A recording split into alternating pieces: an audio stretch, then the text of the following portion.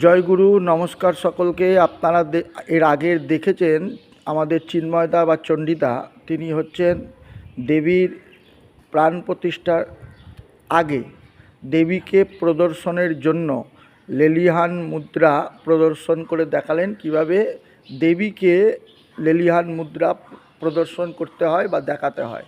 যেমনি আমরা মুন্ড, বর, অভয় এই মুদ্রাগুলো দেবীর কাছে প্রদর্শন করি দেবীর বিশেষ প্রীতির জন্য, তদ্রূপ লেলিহান মুদ্রা কিভাবে প্রদর্শন করতে হয় সেটা হচ্ছে চণ্ডীদা দেখালেন বা চিন্ময়দা দেখালেন। এরপরে দেবীর অঙ্গে লেলিহান মুদ্রা কিভাবে প্রদর্শন করতে হয় এই পর্বে তিনি সেটা করে দেখাচ্ছেন।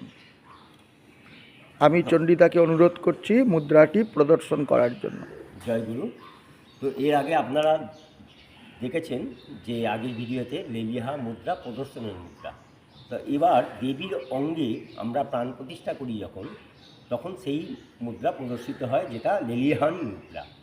তো দেবতা ক্ষেত্রে হৃদয় স্পর্শ করে প্রাণ প্রতিষ্ঠা করা হয়, কিন্তু দেবী অঙ্গে আমরা ঠিক এই কপলের অংশে ধরে, ঠিক এইভাবে আমরা কপলকে ধরে দেবী অঙ্গে আং হিং ইত্যাদি মন্ত্রে প্রাণ প্রতিষ্ঠা করব। এই হচ্ছে কপল ধরে এই লেলিহা মুদ্রা প্রদর্শন হবে। এইভাবে হাতটা ঘুরিয়ে আপনি দেখান, লোকের সুবিধা হবে। এই এই লেলিহান মুদ্রা, এটাকে এইভাবে কপলটাকে ধরে প্রাণ প্রতিষ্ঠা করতে হবে। কিন্তু দেব অঙ্গে এর বিপরীত। দেব অঙ্গে হৃদয় স্পর্শ করব তখন এই সামনে থেকে এইভাবে হৃদয় স্পর্শ করে আমরা দেব অঙ্গে প্রাণ প্রতিষ্ঠা করব। হাতটা আপনি ঘোরান, হাতের আঙুলগুলো এরকম থাকবে, দেখান।